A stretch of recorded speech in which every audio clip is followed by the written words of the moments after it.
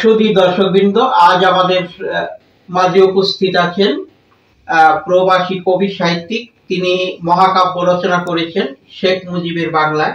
তার সাথে আজ আমরা মুখোমুখি হচ্ছি চ্যানেল ৮। আজ আমাদের অতিথি নিখিল কুমার রায়, মহাকাব্যের রচয়িতা, মহাকবি নিখিল কুমার রায়। তার সাথে আমরা আলাপচারিতায় আসবো। আজ আমার ছোটবেলা থেকে আমার চিন্তা ছিল, চেতনা ছিল, লেখাপড়া করেছি কিছু লেখার জন্য।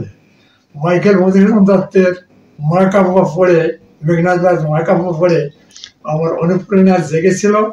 আমি সেজন্যে বাংলাদেশের স্বাধীনতার যুদ্ধে ৮ নম্বর সেক্টরে যুদ্ধ করেছি। বাংলাদেশের স্বাধীনতায় ভারতীয় সেনাবাহিনীর সাহায্যে বাংলাদেশকে স্বাধীন করেছি। অত্যাচার, অবিচার, ভয়ঙ্কর অন্যায়ের কারণে আমার মহাকাব্যে লেখার প্রতি একটা মনোবৃত্তি সৃষ্টি হলো।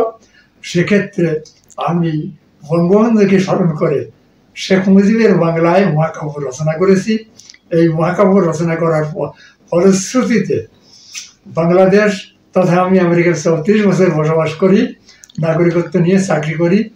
সেখানেও বসে লেখা তাদেরকে দেখিয়ে বাঙালি জাতির যারা ওখানে ছিল আছে, তারা আমার মহাকাব্য অনুসরণ করে দেখে পড়ে ভয়ঙ্করভাবে আপ্লুত হয়েছে, খুশি হয়েছে, প্রশংসা করেছে। তাই তারা আমাকে ভয়ঙ্কর প্রশংসিত করার জন্য গণ আয়োজনে সম্বর্ধনা প্রদান করেছে। মহাকাব্যের বইয়ের প্রকাশনা উৎসব অনুষ্ঠিত করেছে ২০২৩ সালের ২৭শে অক্টোবর। এবং আমাকে বাংলাদেশের অ্যাম্বাসেডর, বাংলাদেশের কনসাল জেনারেল, বাংলাদেশের পদস্থ অফিসার কর্মচারী এবং আমার নাগরিকবৃন্দ আন্তরিকভাবে আমাকে সম্বর্ধনা দিয়েছে। বাংলাদেশে বইটি যেমন সমাদৃত হয়েছে, উচ্চ প্রশংসিত হয়েছে, বা ভারতের পশ্চিম বাংলায় বাঙালিদের মধ্যেও ঠিক তেমনি অনুপ্রেরণা জেগেছে এবং তারা অবশ্যই প্রশংসা করেছে। আমার বই বহু মূল্যে তারা কিনতে চেষ্টা করেছে। তারা কেউ কিনেছে $30 পরিবর্তে $100 দিয়েছে, কেউ $50 দিয়েছে, কেউ $30 দিয়েছে। এখানেও ঠিক তেমনিভাবে প্রচারিত হচ্ছে। আমি অত্যন্ত ধন্য, আমার লেখা সার্থক হয়েছে বলে আমি নিজেকে ধন্য মনে করি। সুধী দর্শকবৃন্দ, এবারে আমরা জেনে নিব নিখিল কুমার রায়ের কাব্য।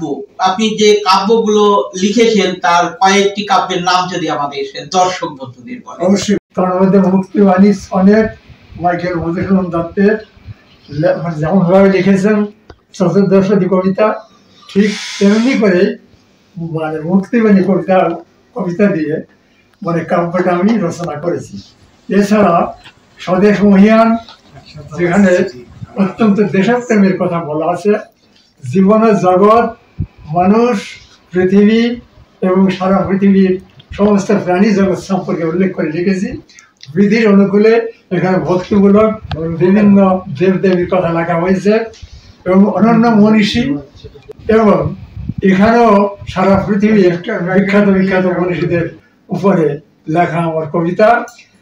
ভাঙা গড়ায় জীবন, চলন্ত জীবনগুলি কীভাবে চলছে, ধ্বংস হচ্ছে, উন্নয়ন হচ্ছে, তার উল্লেখে আমি এটা লিখেছি, ভাঙা গড়ায় জীবন। এবং বিচিত্র ভুবন আজ থেকে প্রায় ২৫ বছর আগে লিখেছি।